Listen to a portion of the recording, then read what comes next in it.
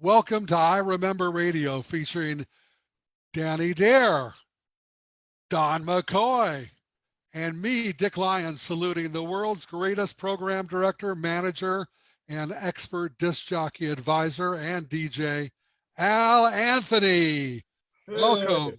Yeah, I'm blushing. I know you're blushing. I can see you blushing. You deserve every bit of it. I want to say a few things before I go to our panel, who are really great disc jockeys. We had a great team. You also were an expert person at hiring the right people at the right time.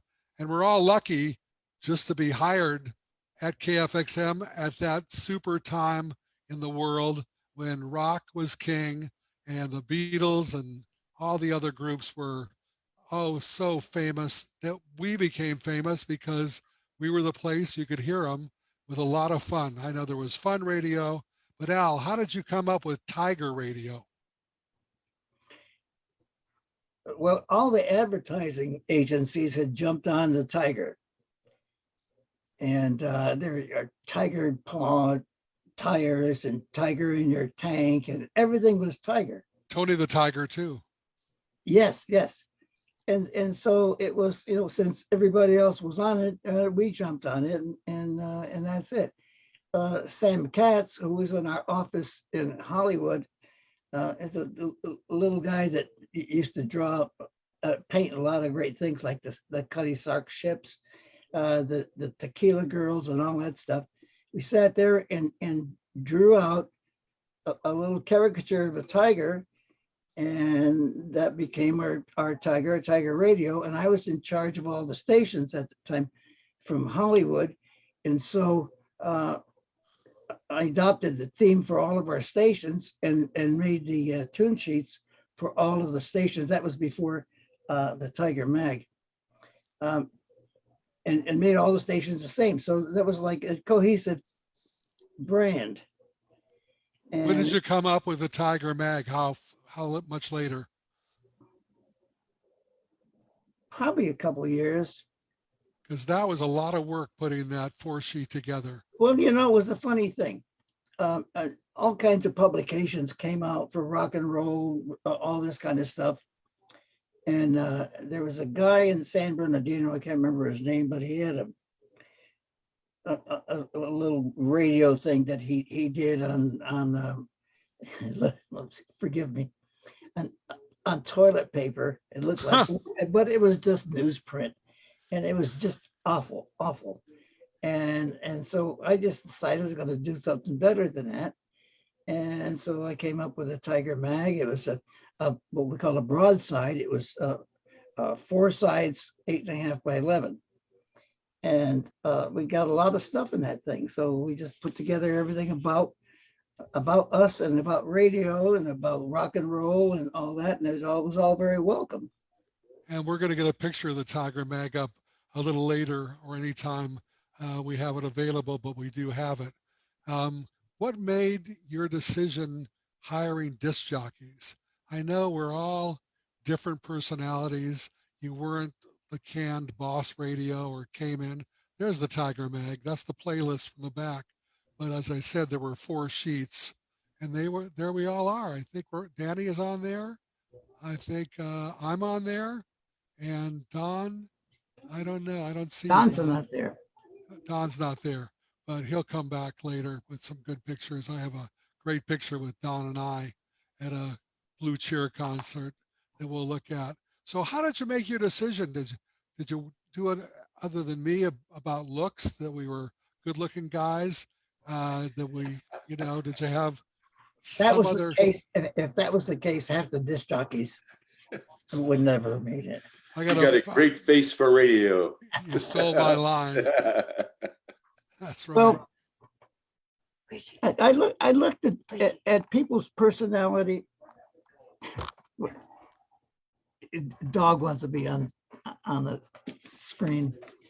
I looked for kind of personality, individuality, and most of the people were not very experienced. And I didn't care if they had any experience, because I just looked for some kind of quality that I thought was a communicative quality and use that.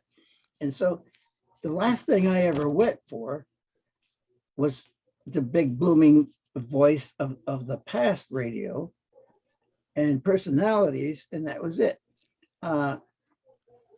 Some of my proteges were top rated disc jockeys in the United States. One of them was Johnny Rabbit, Don Pietro Monaco was his real name.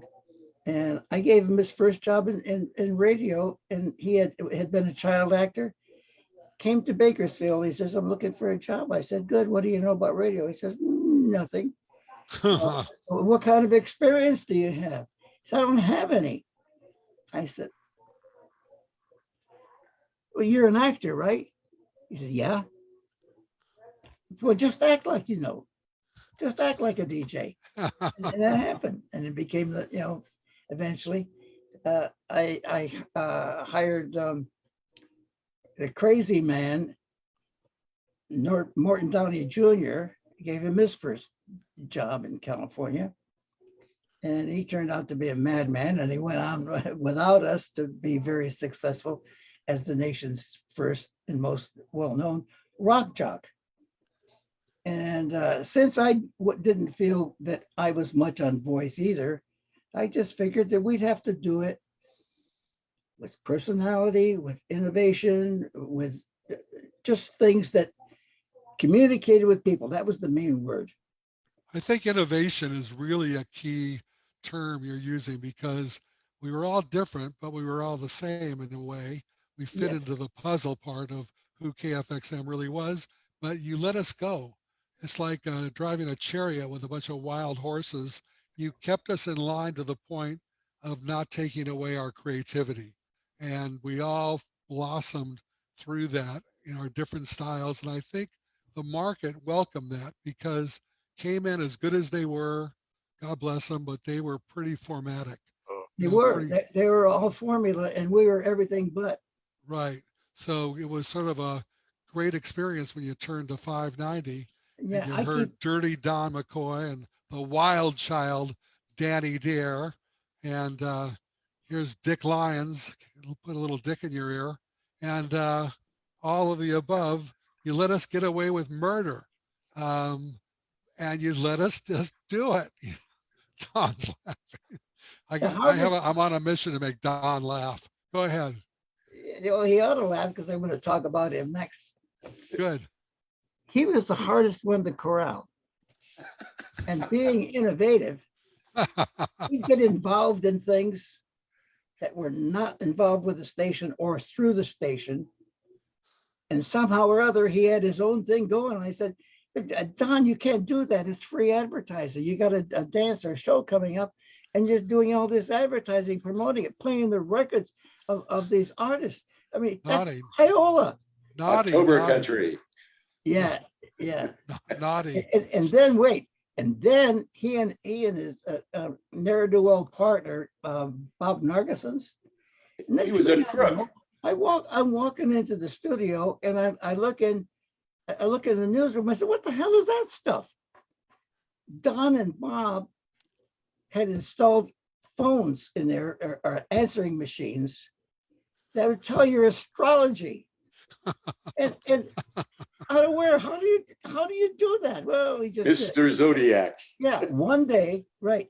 One day I come in, I walk in the evening. I walk into the lobby, and I see all these young people there, and Don's sitting there at the secretary's desk. I said, "What's going on? What is this?" Oh, he had the Don McCoy radio school operating out of the reception area in the radio station. You weren't supposed to come in. I know, but that was one of my tricks too. He caught you. I would show up at any hours of the day and night, and always coming back from parties in LA, 2 or 3 o'clock in the morning, I always stopped in. I'd catch all the little groupies hanging around there. What are you doing? Get out! You know you're supposed to have visitors in here. Kick them out and don't do it anymore. Next night, same thing. That's one Well- of the most important things I learned from you, Al. I spent my life coming into the radio station at 2 and 3 in the morning, and you'd be surprised what I discovered. Yes, okay, that's true. It's amazing. We had to put I had to put a payphone in the station because we had guys who were talking to girlfriends when it cost a lot of money to make phone calls. I get a phone bill, it was like hundreds and hundreds of dollars. What the hell is this? And it would be the guy, mostly the night guys, talking to gals on the phone for hours at a time. And not on my dime, I put a payphone in there. Good for you. To digress this for a second, though, Dirty Don McCoy and the Woman Haters Club. I'm sure we have a slide of that too available. How in the heck?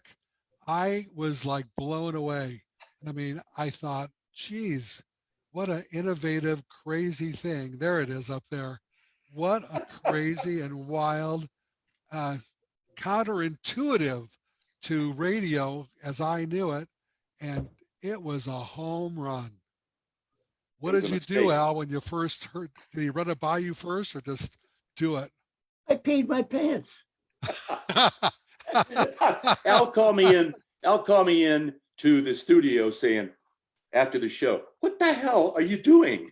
I said, "My girlfriend pissed me off, and I don't know. I was just kind of upset with her, and during that show, I said, I think I'm going to give up on women.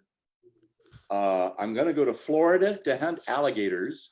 Knowing 2 years later, I was in Florida, so it was a prophetic kind of thing, and it was just very weird. And he said, "Well, don't do it again." And then by the end of the week, it was so weird. You know that play Gypsy, that Broadway show, You Got to Have a Gimmick? There's a song in there. This turned out to be a gimmick. It wasn't supposed to be. And we got all these letters wanting membership cards into the club. And the numbers doubled. So Al said, "Just keep doing what you're doing." Well, look at the picture up there of the card. It is a doll with pins, like a voodoo doll. I mean, talk A about listener brought that by. I thought he did a really good job. Yeah. I agree. Was that guy named Endicott? Oh, Yeah, he did caricatures of all of us. And I think that looks like his work. He did one of me, all the jocks. But it worked. Yeah. It That's worked. wouldn't work today. every Get arrested. You'd be nailed up. Ticket pins and women? I don't think so. No, I I gotta- don't think so. I gotta say something to both you guys. I want to thank both of you, mostly to Dan. And this was an unpleasant time when the station went on strike. Yes. And Danny was the first one to come to my rescue. I can't even remember how I even got a hold of you. And he was down there. I was on the air 22 hours nonstop running both radio stations. Oh my God. Everybody was gone. And Danny, he would have been there earlier, but he got kidnapped. Danny? Yes. And Al, do you believe that? What? I got what? Kidnapped. you got kidnapped Kidnapped, all right. by Tom Brokaw. You remember they intercepted him at the airport. I didn't know how they knew he was coming. They intercepted him, put him in the car, and said, "Oh, come on, we'll take you where you go. I want to talk to you first." They took him to Howard Johnson's and locked the room, and they kept him there to keep him from coming to help me. Oh, AFTRA. And I'll never forget that. That was really, you were the first one to help me because I was under a lot of duress. I was the only one who had a first class ticket. Well, you'd done a lot for me, Al, that I thought that was the least I could do. Good, thanks. And Don, I want to thank you for not walking out on the strike, and go on strike. You walked out and you came back and you negotiated for whatever we could give you. We offered you some things, and that wasn't the thing for you, but it didn't walk out. I didn't hate the guys for doing that. I mean, I did. I had to do what I did, and they had to do with what they did. And in essence, that was never settled. That was the only strike that AFTRA never settled. It just You went. won. Pardon? You won. I did. Yeah. You remember there was only one person that voted against that strike in the whole building, and that was me. Yeah, and that's what I was thanking you for. I appreciate it. And I had left already. I was already in LA. My timing was unbelievable. Luckily, yeah, I wasn't there to have to deal with that. it was hard, and it was an economic situation, and I understood why they, why it happened. But got all the guys back that wanted to come back, and so we made amends, but the strike was never settled. But Your anyway, creativity, though, you have to acknowledge the Jones boys.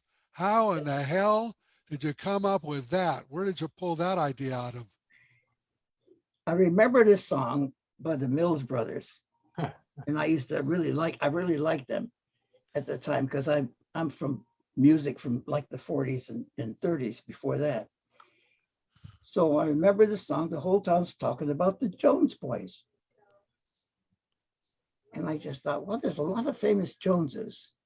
Casey Jones, I don't know how many other Jones, all the other Joneses there were.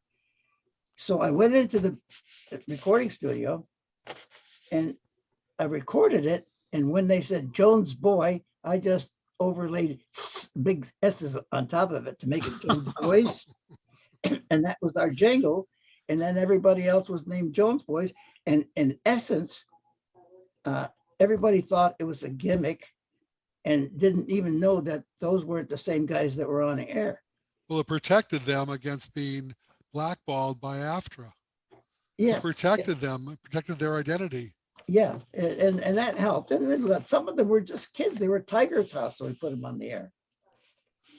And after it was October 15th, 69. And by November, when the new ratings came out, the Jones boys had higher ratings than the jocks that were there because it was a promotion and they all went along with it. Right. Well, that is part of your skill, consciously or unconsciously. And I know you're lucky too, but you're very perceptive on putting things together. The live tiger, when Al Barnett came to you and said, I can actually buy a tiger from the Oregon Zoo or Portland Zoo, I don't remember, Portland Zoo. How did you get that greenlit by Howard Tullis and John Hearn? We just did it. Just like Don. See, Yeah. he just did it. Yeah, didn't ask him, just did it before we knew it. Hey, Better to ask forgiveness than permission, Yeah. right? Yeah. So there we are. And there's Al. And may rest in peace, Brad Edwards, between me and Al, and Danny Dare, the wild child, Al Barnett, the animal trainer. I got a couple stories about him. And Bill Surrey. What happened to Bill Surrey? Does anybody know? He was working at a station, I think in Modesto, somewhere like that, for a long time. And Yeah, I don't think we can get a hold of him. I don't know whatever happened to him, but for a long time he worked, or Fresno, maybe Fresno, but that's where he was. Where's Charlie Walters? We never know what happened to him after he left. We don't, he went, I never knew exactly where he went. I never did know. We tracked him down. My daughter's a private investigator, retired. And also she has a cousin, my ex-nephew, that's in radio in New York. And we tracked him down. There was a station where my nephew, when he was starting up, Charlie was the PD in New Jersey. And we tried to find him again, to no avail. He just disappeared. So he and Gary Marshall, who refuses to go on because he feels he doesn't look as good as he used to. Hey, who does? Hey, look, Yeah, we all look better now, huh? Yeah, right. Anyway, sorry, you guys. I had to be careful there. Well, with Gary and Don both, they didn't have first class licenses and they came looking for a job. And I said, I can't. You don't have a first class license. Who didn't have a first class license? You didn't. I did. No, you went out and got it and came back and you said, no, I got it. Oh, yes. The same thing. Told that story on another video I watched last night. And I think I got my first class, Al. I had gone over to the California Hotel, and there was a guy there by the name of Mr. Cordell. Later, I found out that Roy Cordell. Yeah, he's the rumor was, I don't know if it's true or not, that he tried his hand at being a record producer, and his group, the Cordettes, did Mr. Sandman. Is that true? No, but he was a singer. And he sang, I forgot, he was a band singer. And so maybe somewhere along the way, there was something where he might have been background or something like that.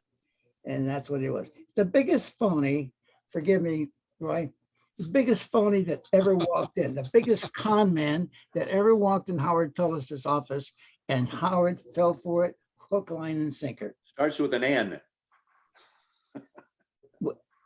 His name starts with an N. He came from Eastman. Oh, okay. And he is a phony, but he had been at some couple successful stations like Kim in Denver, or I know KAKC. Anyway, very successful station, and he took everything they did there and took copies of all the commercials and all the promotions and everything they did. And he had this big fat book there in his briefcase. And he told Howard that he did all this stuff and he knew how to do it and he could put us back on top. That was before you, Al? No, I was there. You were in Hollywood. Yes. But So then then Howard made him director of operations of all the stations. And he'd come to Bakersfield. I was in Bakersfield. He'd come to Bakersfield and say, God, that's a pretty kind of, how'd you do that? What happened? I'd tell him. He'd go back to Howard and say, listen, I did something in Bakersfield that you won't believe how well it worked. I'm putting it on in San Bernardino right away. And he did that with everything we did. Who was it? Who was that? It was Roy Cordell. Oh, geez. And he really helped to drive the station into the ground. I was on my way to Las Vegas, driving through San Bernardino. Cayman was on the air, and I'm listening to KFXM. And I'm saying to my then wife, who's now buried under the doghouse, I said, oh my God, they're doomed. It just is never going to happen. He had 2 and 3 minute commercials on the air that they had done in Kansas City or whatever. Oh. And they had back to back commercials that took so long breaks. Came on with no commercials whatsoever for like 90 days or so. I can't remember how long. And Ron Jacobs said, I'll only take the job if you let me run with no commercials. And right away, bam, it was like within 60 days, they had taken the market. And they should have been a lot faster because they were good. They were formatted. The guys all sounded good. And it was no doubt. So that's why I got sent to purgatory from Hollywood by Howard and John. To save the day. You saved the day. Yeah, but you know how I did it? How? Theater passes, no talent records, and the color of my socks. And the guys all going along. And we were doing, I came up with the Riverside rooftop dances. Dick Dale used to come and do them once in a while. You remember those? I don't, I don't remember who was there at the time. I know Jim Gleason was. Were you there? No. We Anyway. did Dirty Don's frat party up there at the top of that The parking parking garage. lot next to the city hall Yeah. with October Country. Yeah. So that's what we did. We started throwing hops and getting all the artists to come to town and do stuff and we'd promote them. One other thing, I see you mentioned Bill Bellman in these notes. He had it in with Bob Lewis, who was the manager, presentation manager or something at the Orange Show. So he was in charge of booking all the acts that came in, and he did a hell of a job. He brought them all in, and Bill Melman had it in with him. So even when we didn't have the ratings, we'd get most of the budget, and we'd send the jocks over in their ties and suits, to be on the show, and that was good. That got us along. There's Don and I in the upper corner, if you want to go to that. And Charlie concert, too. And Charlie, Blue Cheer, and Sherman Mason. A blue And cheer. You went to a lot of them, Danny. Yeah. Yeah. There's Sherman Mason. A lot of your pictures. I run across a whole bunch of pictures I've been going through, and of all of you guys that were at the Orange Show for the shows there with all the big artists. I mean, we had them all there. I mean, every giant artist that ever played on the record, we had them there. Danny, what did you do? What concerts did you do? Well, it's funny you're talking about that. I'm just looking here. I opened up my Harris department store gift box that I still have. Yeah. And inside of that box, I have most of the Tiger mags from 1965 through 69. Not everyone, but I have a lot of them. In fact, you mentioned Gene Gleason. He was on the air December 65. I have the Tiger mag here, and I've gone through the Edgar Says, which a number of us were the authors of Edgar Says and the Tiger mag. Including you and Dick. That's It right. kind of went with the music director job, as I recall. Yeah. Yeah, and I listed 35 different top acts that all of us or one of us or some of us emceed at the swing mostly, Read them off, Dan. Read them off. Every top act of the day. Let's hear it. Read them, Dan. Would you read them to us? You want me to read them? Yeah, go for it. Read them. All of them? All right. Go for it. Here we go. I want to hear them all. Let's start out with Sky Saxon and the Seeds. The Merry-Go-Round, Chris Montez, Scott McKenzie, The Premiers, Count 5, James Brown, Linda Ronstadt, Cowsill Family, Electric Prunes, The Box Tops, The Union Gap, Music Express, The Outsiders, Standells, Kenny Odell, Buffalo Springfield, The Midnighters, Daisy Chain, October Country, Nitty Gritty Dirt Band, The Knack, Cream, The Grassroots, The Sunshine Company, Glenn Campbell, Eric Burden, The Chambers Brothers, Canned Heat, Creedence Clearwater Revival, Iron Butterfly, Jethro Tull, Janis Joplin, Led Zeppelin. How's that for a list? Woohoo! Jimi Hendrix. Yeah. Yeah, Jimi Hendrix. Yes, exactly. Wow, that's amazing. I mean, everybody in the music business knew the man Al Anthony, and because he was the man that broke a lot of them, a lot of their records. We were the testing grounds in San Bernardino, Riverside, Inland Empire, and I mean, Al says, "Yeah, I got this new guy. This guy we just added his record. He's going to be coming. You can interview him on your show this afternoon." His name is Glenn Campbell. I never heard of him, And I'm sitting in my studio, the studio doing my show, and my show's almost over. I'm wondering, well, when's Glenn coming along? I turn around, this guy sitting way in the back of the studio. I says, who are you? He says, oh, I'm Glenn Campbell.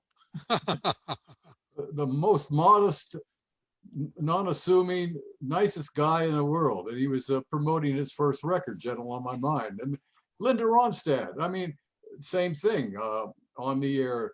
Al would bring all these people out from Hollywood to be interviewed on KFXM on different shows of ours and get them to promote, get them to participate in our March of Dimes show we had every year. Yeah, that Big was shows like that. I mean, I remember Al Anthony saying, you know, we're going to this nightclub in Hollywood. Dunhill Records has invited us to this nightclub in Hollywood. It's called The Factory. Sammy Davis Jr. was one of the owners.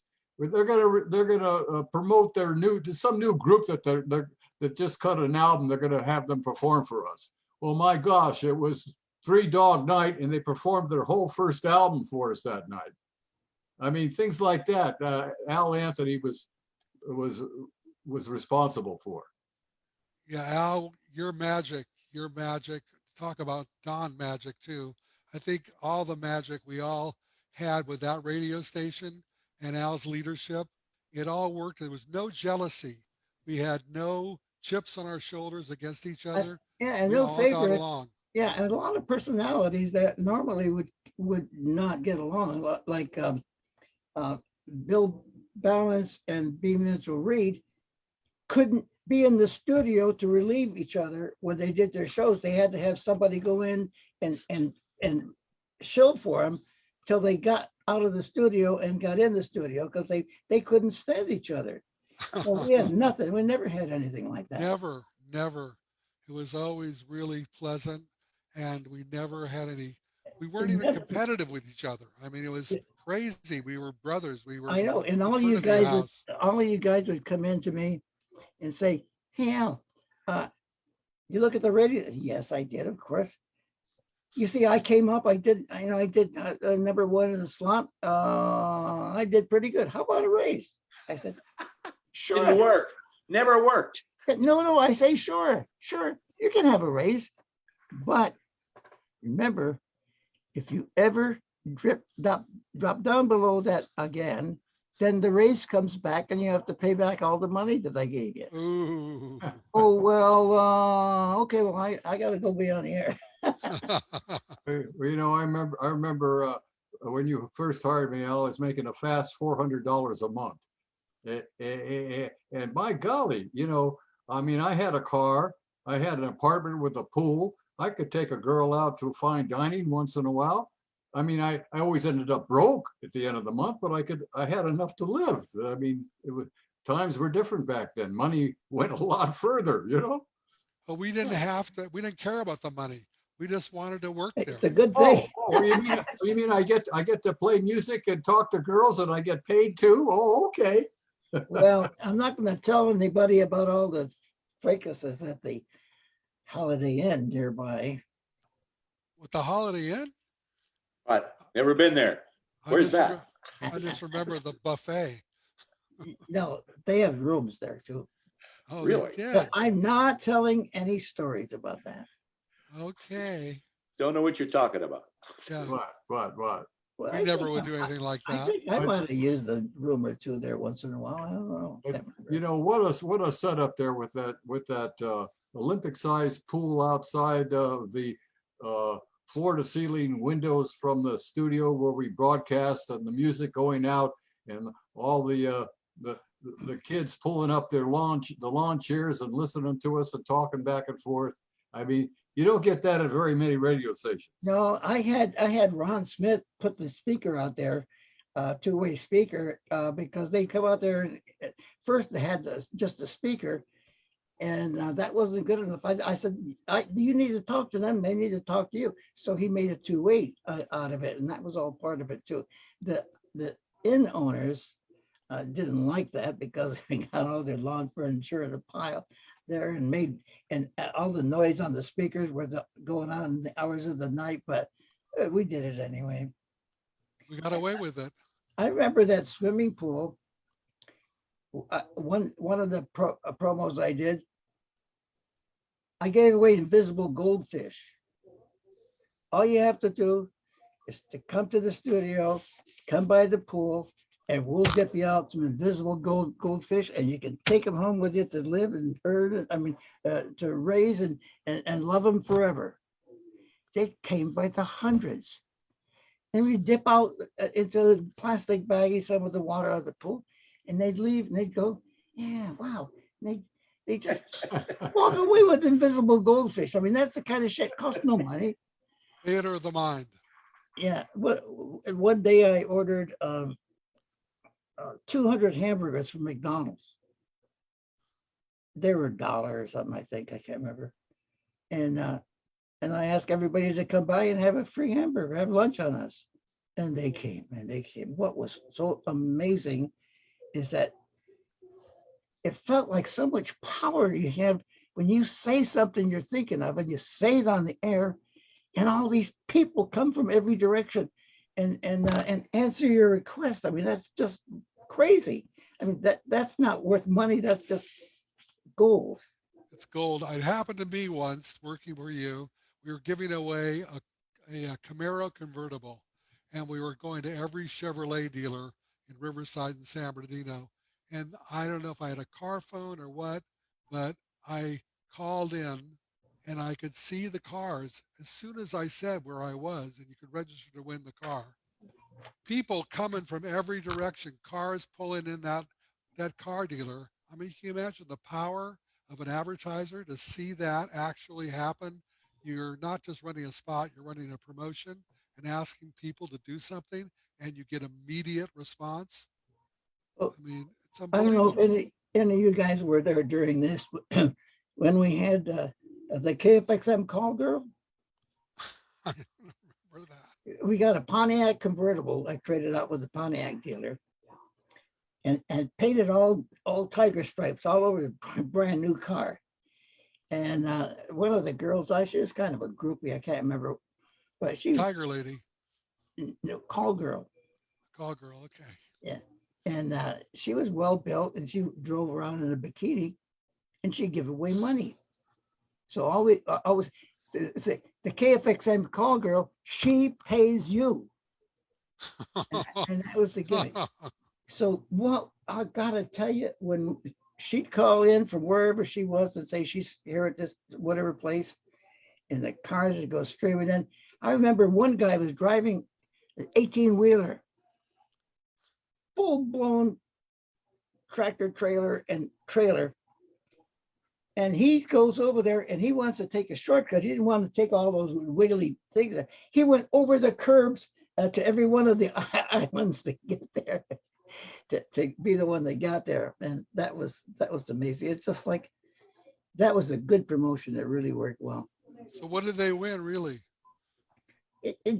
Theater tickets, nothing, records, maybe a couple of bucks. Yeah. You're a genius, Sal. And I've one never time- told you that. You're a genius. One time we had the KFXM millionaire. Oh, He was flying in from the east, and we gave him a really highfalutin name, and like he was a financier. And he was flying in from the east, and we were going to have him come in, land at the Ontario airport. And he would give away cash. $5, $10, $100, $1,000 envelopes. He had a handful of envelopes. So he was the guy that was announcer on KDUO. of course. Big tall guy with a good voice. So we rented a tux suit for him with tails, striped pants, and a Hamburg hat. And I had a trade with Pacific Airlines at the time, and they flew into Las Vegas. So we drove him into Palm Springs. We drove him to Palm Springs. He got on the airplane and he went, and so he's arriving, he'll be here now, and he'll be here. Everybody, you want to meet him? He's giving away cash. No holds barred. You don't have to do anything. Just be there. Most promotions, one way or another, piss backwards. I mean, we wrecked the Ontario airport. There were so many people there that I got arrested. I made all the newspapers. They were climbing up over the shade over the metal canopies, climbing up. They wrecked those things. They jammed the parking lot. None of the airlines could fly because they had so many people in there doing all that stuff. And I traded out with Bob Wickett, a Chrysler dealer, big fancy Chrysler black limousine, Ooh. and had written on there small KFXM, and then in real fancy script in gold, KFXM millionaire. And that's all we had to do, promote it on the air. I had them at the on top of a building downtown one time, throwing money off the Oh, off God. the hotel, and just doing all kinds of things. That was really, really a very, very successful promotion. And we pulled it off, flying in from the east. Yeah, right, Palm Springs. And it worked. Well, that brings me to another question that I've always wondered what the deal was. I've heard rumors, people talk about it. We had an Oldsmobile Tornado. I mean, Oldsmobile is sort of a middle of the road car, but they made this race car, muscle car called the Tornado for a few years. 1966. Thank We you. gave away one of the very first ones. Yeah, you traded it out. How you talked the dealer, because it was very limited edition. Jack Hudson Oldsmobile in Ontario or somewhere like that. I So don't know. that car was a sensation. I mean, Oh, it people was. wanted to buy it because they couldn't get them at dealers. You know, they were lined up. People loved that car. It was a big muscle car. Yeah. And it was Front wheel specially drive. designed. Yeah, and it was really different looking. It was big and monstrous. So we go on the air with it, and Cayman comes after us with another car, some other car. So Al thinks for a second, how are we going to beat their ass with this? We'll give a choice, 59 cars. You can choose. Well, before they got that, let me interrupt you. You tell the story. Before we got that to there, I figured how we going to beat them, because they're going to get another car and another car, and we're going to escalate this beyond belief. So I gave away two 65 Mustang fastbacks, his and hers. And that ticked him off, and that went off pretty good, except I'll never forget the day I called the person who won. Can't remember his name, but I called and I said, a young voice answered, and I said, "Can I speak to your dad?" He said, "Well, who is this?" And I told him, and he said, and I said, I'm calling for so-and-so. He says, "That's me." What, a 12 year He old? won two brand spanking new Mustangs. How old He's was he? 13 years old. And I'm saying, oh God, live on the air. But anyway, I made the most of it, and we took his picture and all that. And I said, "Well, we know you're going to save this one until you get your driver's license, but what are you going to do with the other one?" He says, "Well, I'm going to give it to my sister. She's got a license. She can drive." Ah, So that was, it worked. that worked. So And what? then we gave away, I can't remember the next car we gave away, but anyway, it was bigger than the Mustang. And Cayman came on, and they said, "We're going to give away two cars," because I had given away two cars. And then so we came back with, we're going to give more, 4 or 5 or whatever. And we got up to the point where I finally popped in with, we're going to give away your choice of 59 cars, your choice, 59 cars. We're going to give them all away. And Cayman came back and said, "We're giving away 129 cars." It was a choice of. Yes, of course. But you threw it away, your choice. Right. And so then finally, Howard, it just blew his top, because we were giving away the entire radio station commercials for cars we're trading.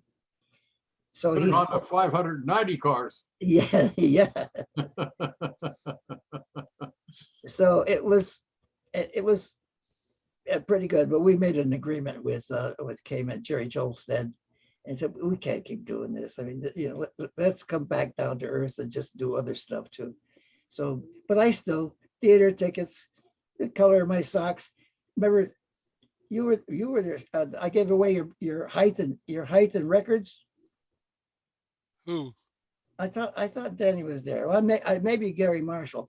Anyway, I got a big square piece of wood and I put a long dowel on it, and I stacked all the records up on there. They're just all shit throwaway records, but your height in 45 records, and it went over big too. It's just just another thing to get them talking. Well, you always told me, give away something every hour, do something, give it Yeah, away. nothing. Whatever it is, it doesn't matter. Constant contest. Well, we know? gave away something like 300 or 400 Pacific Theater tickets a month. Wow. And That's a that, lot. no matter what anybody, Dick Clark owned the KPRO in Riverside. They gave away a house, A house. and we beat the shit out of him with the Pacific Theater passes and nondescript records. So Don, tell us something you remember as far as the promotion with Al, something that KFXM did, you were involved in. Tell us a story. Well, I remember emceeing the Jimi Hendrix concert. I remember going over to the Inland Center Mall dressed up like a monkey Yeah, and running all over the, yeah. and it was hot as hell, but we had a great time. Were you with Dick and Danny then? Because when Planet of the Apes movie was had show, it was on, and I went to Western Costume in Hollywood, and rented the exact same suits, that the monkey suits, apes, that they used in the movie. Yeah, Jim Conniff and I rode around in his little MG in Yeah, okay. costume, freaked people out. Then we went to the movie theater, sat in the front row before it started. They let us in, place filled up, and we stood up at the beginning of the movie, and kids screamed. I mean, it was crazy. It was really crazy. And I got a call from the manager of the Inland Center. I'm going to tell you what he said, but you can imagine. No promotion, no outside promotions are done there unless you pay them big bucks or rent a kiosk or whatever. So we just did it again without asking. Oh my God. It worked well. Yeah. Was anybody there when we had the heavy Chevy? No, not me. I got an old Chevy. I can't remember like what it was. It was a two-door, pretty nice Chevy. It was black, and heavy Chevy was a good term at the time we were using. So what I had everybody come and do is sign their name with an application and sign their name, write their name somewhere on the car. And then we have a drawing and we give away the KFXM heavy Chevy. We had the dash done in that fuzzy stuff and fuzzy dice balls hanging from it. And it was lowered, and it was really truly a heavy Chevy. And one night, all kinds of things happened to me at 3 o'clock in the morning as the manager. I got a call. Are you Mr. Anthony? Yeah. He says, listen, I'm so-and-so, captain of the police department, fire department. Yeah, what can I do for you? He says, you have anything to do with a car, black car, some Chevy thing at the Fontana Shopping Center? I said, yeah. Why? What's going on? He says, well, it's on fire. What?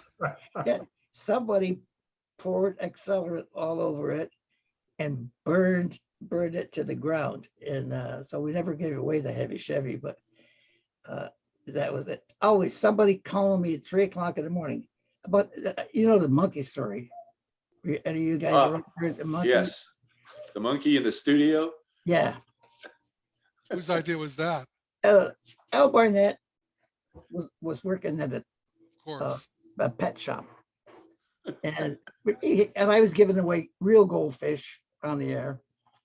And Craven's Donuts, you mentioned Craven's Donuts. We got those delivered every day.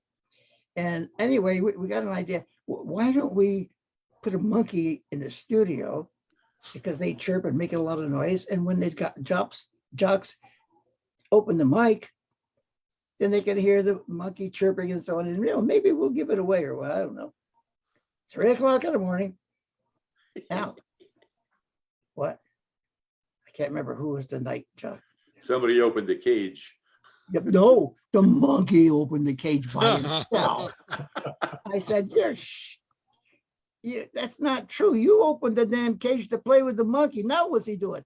He says, he's running crazy. He's throwing records all over the place. He's climbing up and tearing the drapes. He's pooping on the drapes, and he's doing it on the windows. And I said, well, what are you doing? Well, I don't know. I said, catch the little bastard. Catch him. Let me know. Okay. Calls back a half an hour later. Al, yes. We can't catch the monkey.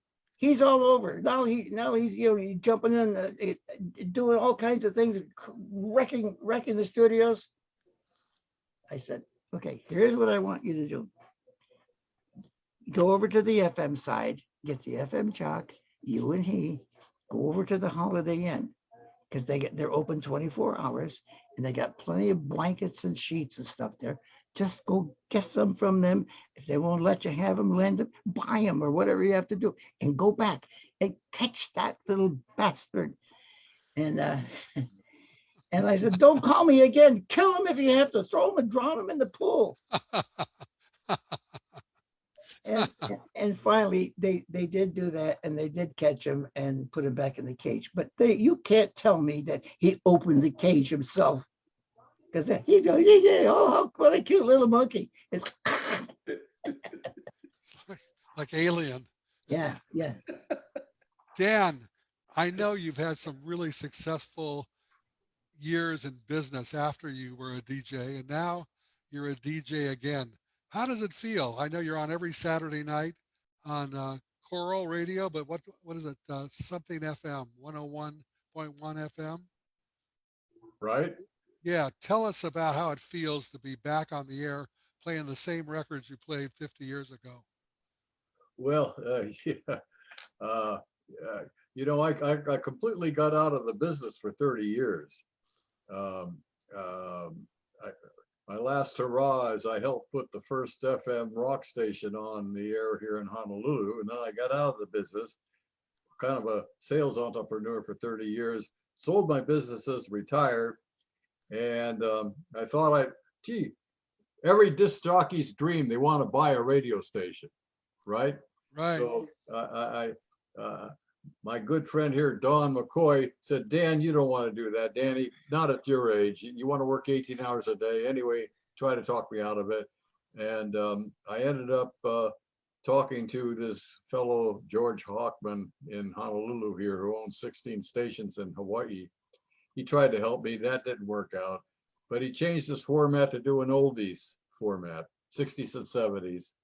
And he said, you want to do, how would you like to do weekend? How about a couple nights, days a week? And I said, no, once enough. I don't want it to be like a job. So for the last 5 years, I've been, it's like Back to the Future. I mean, for 4 hours every Saturday afternoon, I'm playing the same songs now that I played back in the 60s, this time on computer. And I can't believe they let me run a radio station by myself, because I'm not a computer guy. In fact, everything I touch breaks usually with computers. The owner's 23-year-old son had to teach me how to run the computer board, and I fake it.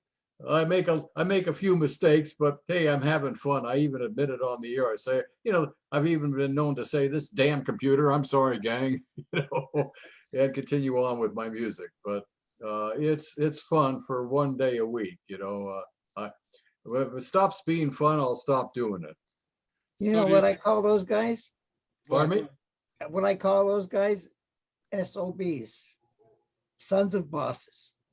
Every business that I used to do business with in Bakersfield and San Bernardino, and when I was selling cable television, they were all sons of bosses, because everybody I ever dealt with, left the business, and the sons took it over. In almost every case, they destroyed them. One regret I have on doing this Oldies 101.1 FM radio show on that station. I talked the owner into let me do a flashback 50s show, which 2 hours of my program every Saturday for 2 or 3 years. I did a flashback 50s show, playing the doo-wops like you used to do, Al. You started that. I remember. Anyway, the owner comes in one day. He says, "Danny, we gotta cut that show. The sponsors don't want those old people that listen to those things. They want younger people. So we can't do a 50s show anymore." But you know what? I still slip in one now and then, Of course, you're Danny Dare. surreptitiously, and get away with it. The owner lets me get away with a lot of stuff. I'm a lucky guy. So anyway, just like you, Al, you used to let me get away with murder. Yeah. And, you were a very forgiving man. Tell us a story, Danny, about when Al let you off the hook. When Al let me off the hook? Yeah, tell me something that you did or you were naughty, and Al said, "Okay, well, don't do that again." Well, I can tell you, Al hired me 3 different times. He fired you 3 different times? 3 different times he hired me. I think he's sicker than me.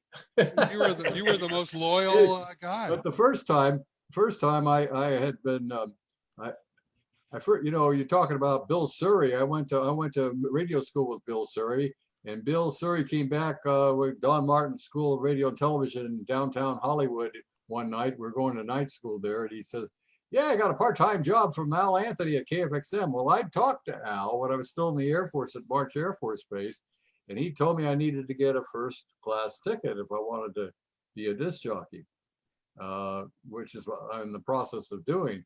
So as soon as I got my ticket, I approached Al, and he said, "Well, I can hire you for KDUO, the Good Music FM station. And if there's an opening on KFXM, I'll let you do a weekend once in a while, maybe. Okay, if there's an opening." Well, what happened is I did a couple of weekends, and my God, I was really bad. I mean, really bad. But Al didn't fire me or anything. What happened is the owner fired me from the FM station because I mispronounced the musician's name on his baby, which was KDUO FM. Howard, tell us. So I went to Palm Springs and got a job there for 6 months. I came back with an air check and gave it to Al, and he puts it on his tape recording on his recorder in the office. He listens to a little bit. He says, "Well, how come you couldn't sound like that when you were here before?" Well, I had 6 months worth of experience by then. I was a little bit better, and so he hired me for the all-night show. But I remember Brad Edwards was hired wanted to be hired at the same time. Al said, Brad Edwards told me later that Al Anthony was telling him, "Hurry up and get your first phone. I got this guy, Danny Dare, on the all-night show. He's terrible. I need you to get your first ticket pretty quick so I hire you instead of him." But after a few weeks, Brad said, "Well, Al told me," he says, he sounded a little bit better, but maybe I'll keep him, but I'll put you on afternoon drive." So that's what happened. Yeah. And Don McCoy, you were very successful in owning and selling, buying radio stations. And running Give us them. And running them, exactly. Tell us something that you picked up from Al that you used in your career that helped you be the big success you are. Well, the promotions. Al was a master at promotions, and we all learned from that. I remember I was walking through one of my stations recently with a friend, and I whispered in his ear, I couldn't get a job on my own radio station today. There's no records. There's no tapes. They got TV screens. I don't know how they work those things. And I couldn't get a job in radio anymore. But Al, I remember there was a restaurant across the field. What was the name of that restaurant, Al? You went to lunch there every day. Behind the station. Howard Johnson's? Yeah, No. it was Howard Johnson's. Oh, yeah. I would go over there and stand by the door. And one day he said, you gonna let me eat in peace, or do I have to hire you? I said, you have to hire me. Oh, I started, you mentioned earlier that Danny did about, I remember that first night, I'll never forget it. You can practice all you want to, but the minute you put on that mic, your whole mind goes white. And that's why they put you on at midnight to start with. But after a few weeks, yeah. And Al was brilliant because anybody else would have fired me. He mentioned it earlier that he would come in there and I would have these schemes going. And Danny mentioned what do we get? I think I got $580 a month. And we got $500 for 30 minutes emceeing a concert.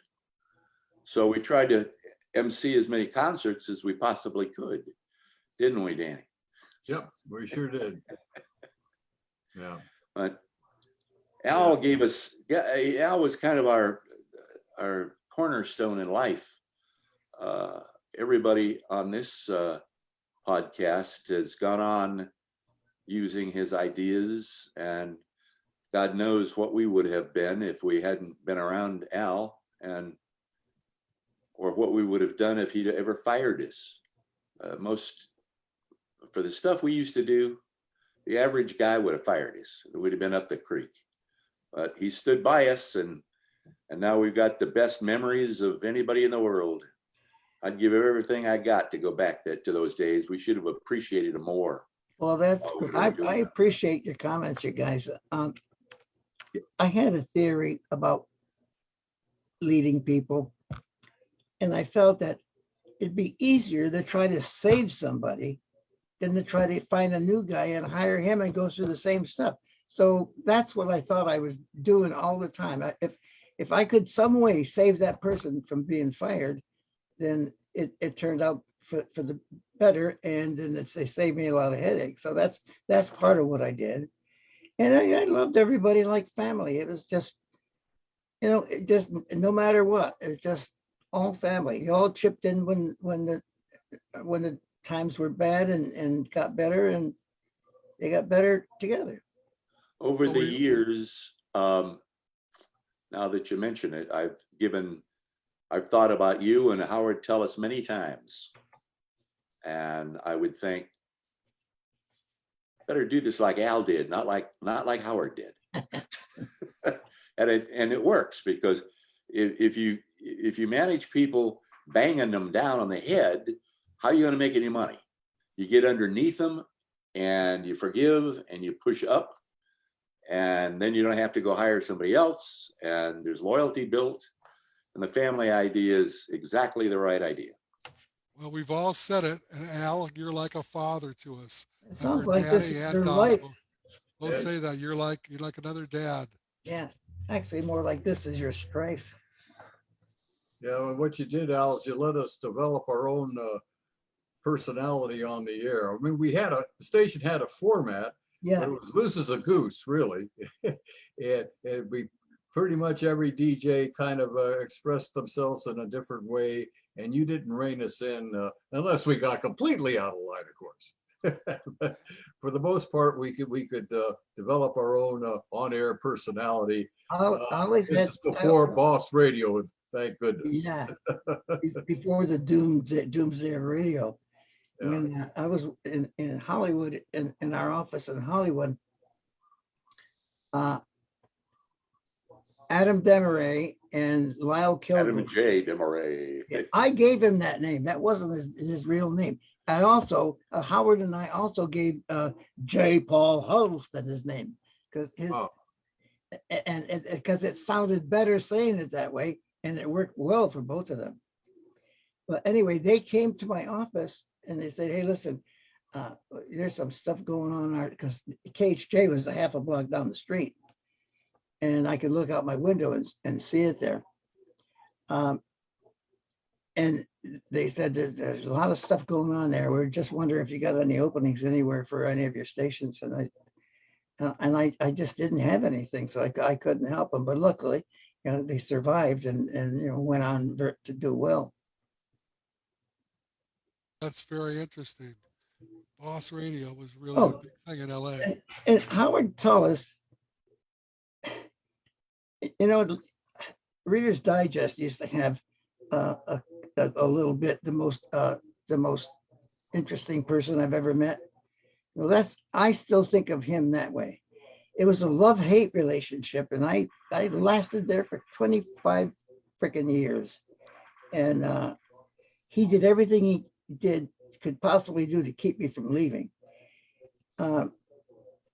He went to see Chuck Bloor and the manager, can't remember, at KFWB, and they had just hired Don Bloman and Don McKinnon from our KDEO radio station, and those guys were so great.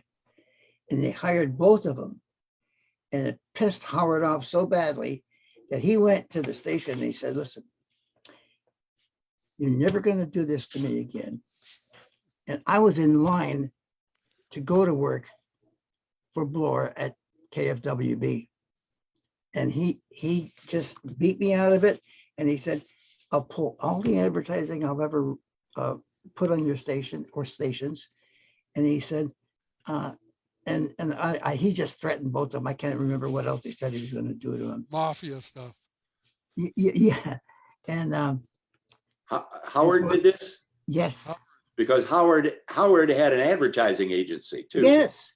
He spent a lot of money on different stations, and he threatened that business to them. Yes. He had the Kelly Blue Book. Les Kelly owned the dealership, and when he was there, he came up with the Kelly Blue Book, and that was one of his clients. And he had Mark C. Bloom oh, tires. yeah, and he had Earl Scheib, "I'll paint any car for $29.95. Yeah, and they also had Rusty McCollum was a freelance announcer in LA in those days, and all the car dealers were on Vermont Boulevard, Vermont Avenue, and they used to call those guys curb stoners because they'd go on the curb and start selling advertising to the car dealers, and he had a lot of those guys too. And Rusty McCollum was the guy that it jumped on Troy was a reupholstery company, and he used to jump up and down on the couches, just saying, look how good our couches are, and so he had a lot of them. He had Taylor the Cock, he had Jose Cuervo, some beers, Popoff, a whole bunch of things. And you all know the story of tequila. Yeah, I was going to ask you to tell us the true story about that tequila story. Okay. His other office that I started at was at 6000 Sunset, right upstairs over Sunset Recording Studio, which was the one that did all this Sinatra and everybody else in those days. And we were going up the stairs one morning, and the door was open, and we heard the rehearsal going on, and going ta ta ta ta ta ta ta, cerveza. And he said, "That's Spanish for beer."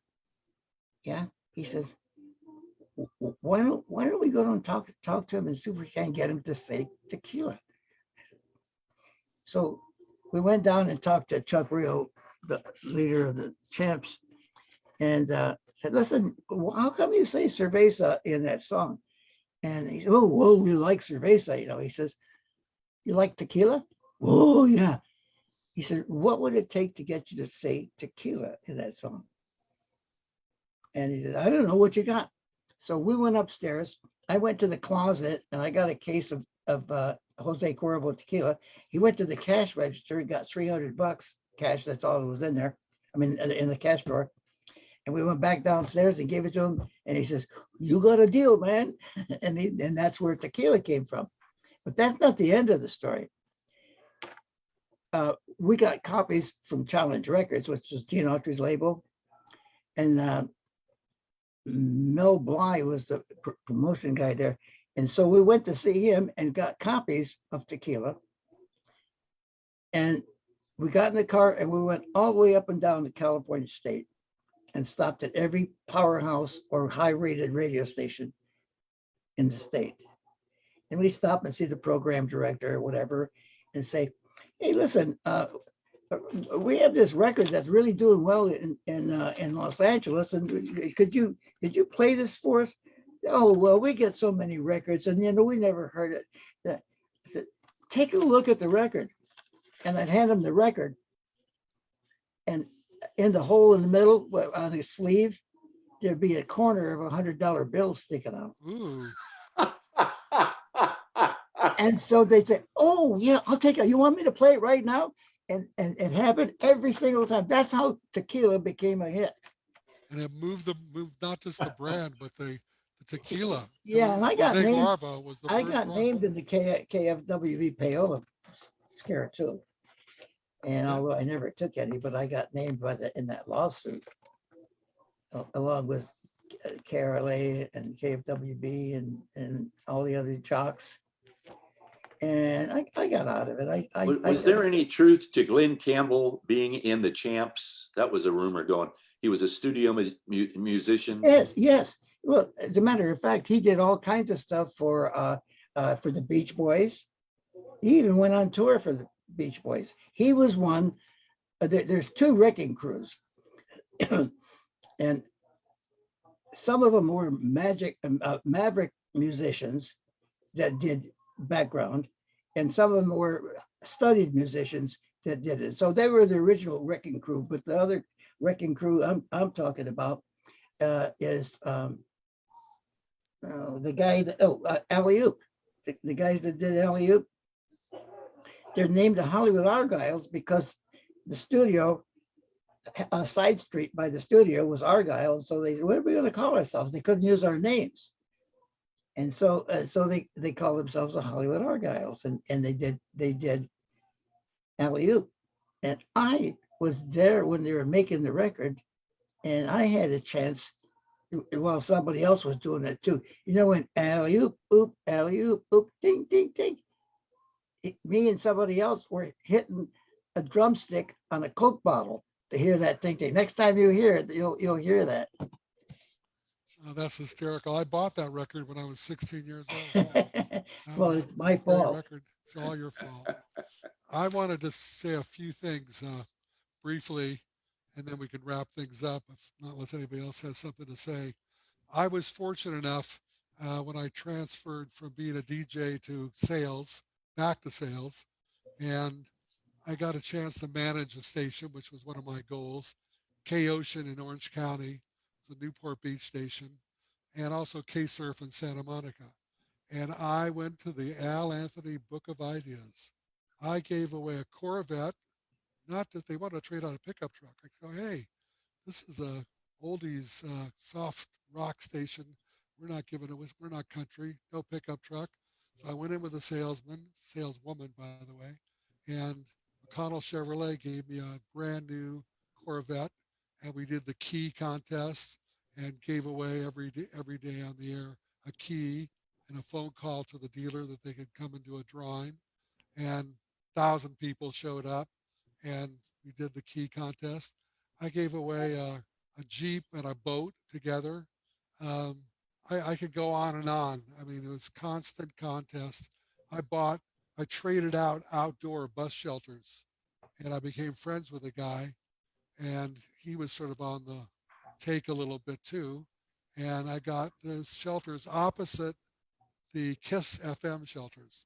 So they were proven streets, the people would either on the way to work or on coming home, they were going to see one of our shelters, and on and on and on. And thank you, Al. I was not only #1 in Orange County, but I had the highest cum in the LA book, even though, I don't know, it was cum or something, time spent listening, TSA, time spent listening in the whole Los Angeles, Orange County market with your brilliant coaching in my head. I mean, it was fantastic. And I got the headline of the newspaper, the local Orange County newspaper, from worst to first, with my picture, the morning guy, and a gal that I had doing restaurant reviews that were like 1 minute long with a minute sponsor. And that happened a couple times. But that's just a little sampling of some of your knowledge and energy and creativity that I put into use when I got in my race car, my K-Ocean and K-Surf radio. So thank you very much. My hat's off to you. You make a big difference in my life. I raised 2 kids. I owned a house in Newport Beach, and I traded out 3 cars that I drove myself, a new Jag XJ6, a BMW 5 Series, and a little BMW to start with. But I learned all that from you. So Bad habits, bad habits. I've had an enriched life thanks to Al Anthony. I really love you, and I appreciate you, and you are a father to me. And So much flattery. We should talk about Al's he just got nominated for Best Actor in a movie. We should talk about that a little bit. Tell us about your acting career.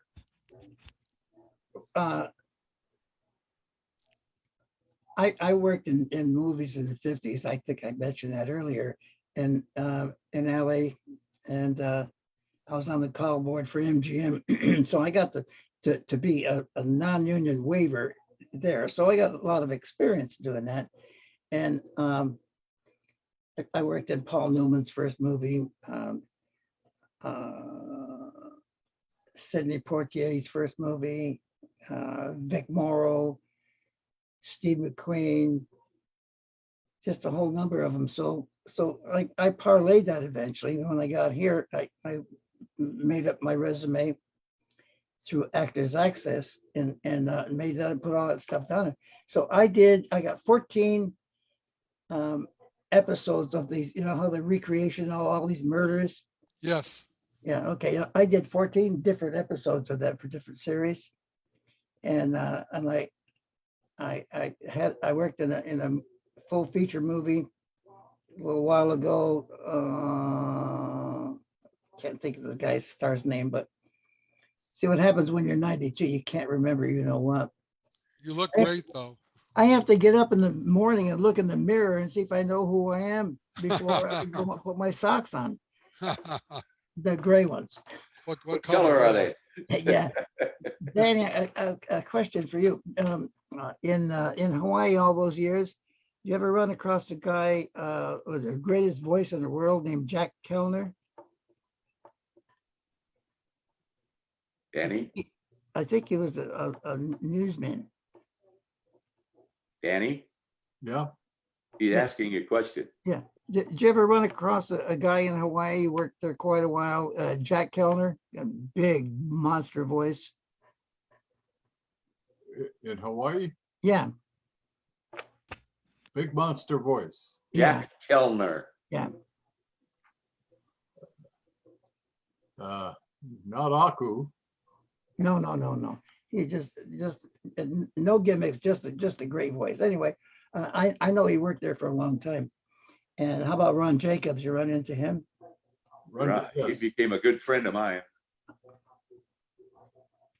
And let's see. Yeah, he's a Hawaii boy, of course, Ron Jacobs. Yeah. He was Programming. born in Hawaii, but his parents drove over from New Jersey.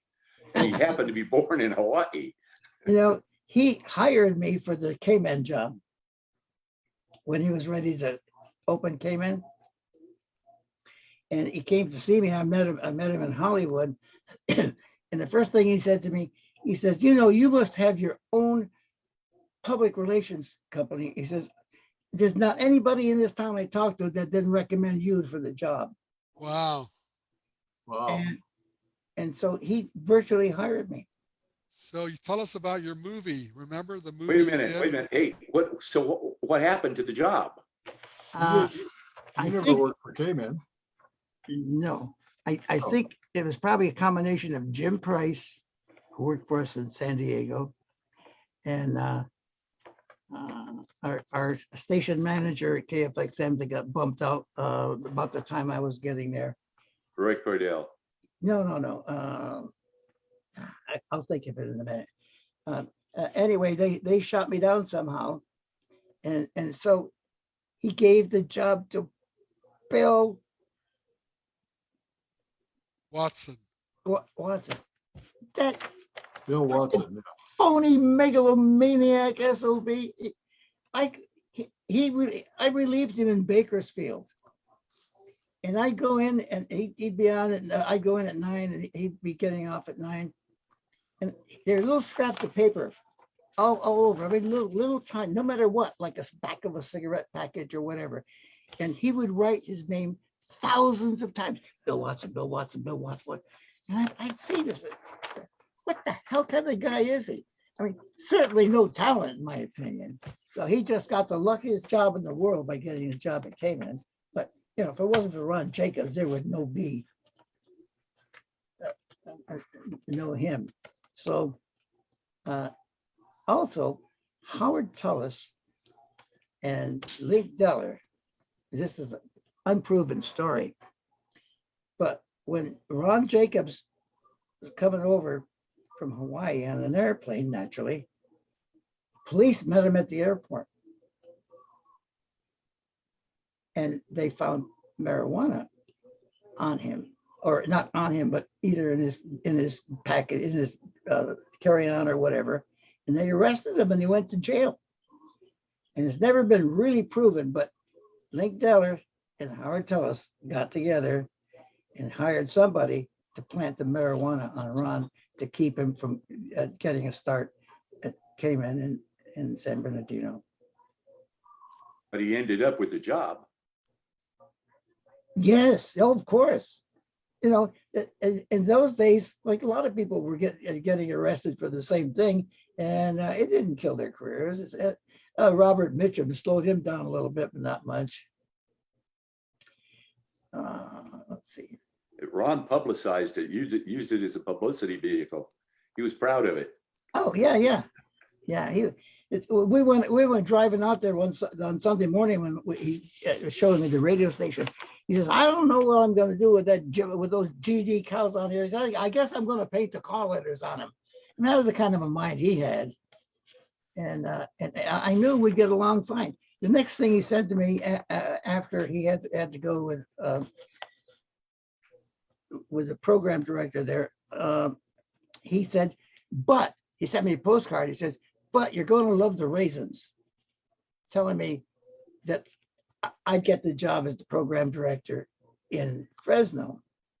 Was it K-Make or whatever? K-Make or Kino, I don't know which one. I don't know which one. I don't know. But anyway, he offered me that next, and that never happened either. So I just dug in more at KFXM and just did more what I did, you know. Well, K-Man, as you know, came from nowhere and completely wiped out KFXM before you took over as program director. Oh, absolutely. You know, when you took over, we were fortunate enough, everybody here in this, right here where we're talking right now, was fortunate enough to be working with you, for you, when you took us all the way up to #1 and we wiped them back out. Pulse 1966, we were just #1 across the board. I still have the trophy Bob Bonnell gave me saying champs, the 1966 Pulse winners. First thing I did when I got there, it was a brand new building. And I was proud of the fact we put that building together. And it was a pretty damn nice radio station. I got there and I'm looking around and there's dust balls behind the doors. And the floor had marks on it, so it had been picked up. I said, who's doing the janitorial here? He said, oh, this nice old guy. And they told me his name, and I said, get him on the phone and ask him to come see me, please. And so he came, and I fired him. Because you don't do that in a brand new building and have all this shit looking around there that looks so bad. The sink had dishes in it and all that. And the other thing, in the break room, there was no break. There was no place to have a break. So I got together with Noreen Dixon. I said, who sells refrigerators here? And there's a Whitefront, I guess. So we went to Corona to Whitefront, and I traded out a refrigerator. The first thing I did is put that refrigerator in there and started getting snacks for him and all that. And boy, pretty soon, boom, boom, boom, it started going like that. It was good. Well, we were a happy campers. If you look up in the left-hand corner of your screen, Mike, we have Al Anthony mornings, Don McCoy midday, Danny Dare afternoons, and Dick Lyons evenings. And of course, we switched all around different shifts. And Al, you were not on the air when I got there, but you had been. And the story I like to tell is when I was in Bakersfield working the overnights, I get phone calls every night. Where's Al Anthony? And you hadn't been there in 5 years. You were such a big disc jockey, and I think you had a dance show on the local TV station, and maybe it was syndicated. You were the Dick Clark of the West Coast. You owned that market, and people still were calling, asking for you 5 years after you left the air. Well, maybe one of the worst things I ever did was leave there and go to Hollywood. But I mean, Hollywood, whoa. And it didn't turn out to be all, I mean, it was great, but Howard just didn't let me do what I wanted to do and what I knew how to do. So it's a love-hate relationship for 25 years. And so I regretted it in a way, but I think, I grew from it. And it was just a mixed bag, just love-hate, because he let me do some of the best things, but one of the best promotions I ever did in Bakersfield, you probably have all seen the picture of me sitting on this mountain of beer cans in the carport at Cafe. It's been everywhere. I'll post it again one of these days. I got like 600,000 beer cans because I drive around in Bakersfield, Kern County, and there'd be beer cans everywhere, and everybody drank beer in their cars and threw the cans in the ditch. So I said, let's clean up Kern County. So let's pick up the beer cans and bring them here.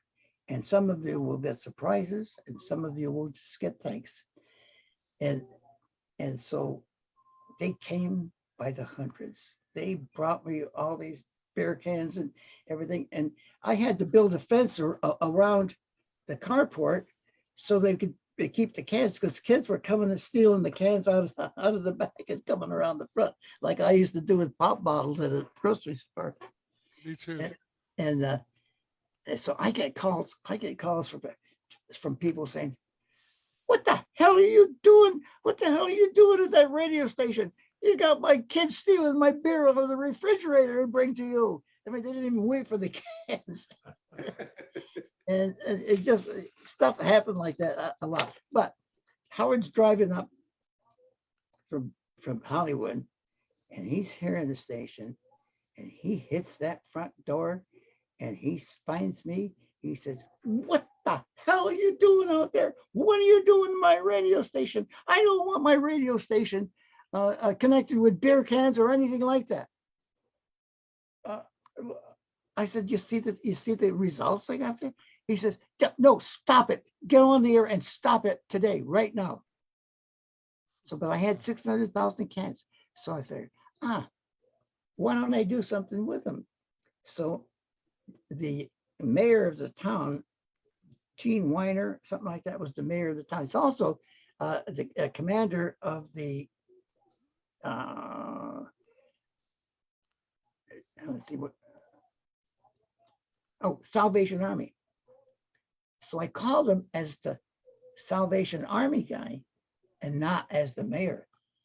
So we got him out there, took pictures of him and all that, and told him, listen, Gene, I got all these beer cans. I don't know what to do. I'm supposed that if you take them somewhere, you could probably raise some money for your effort, your Salvation Army effort.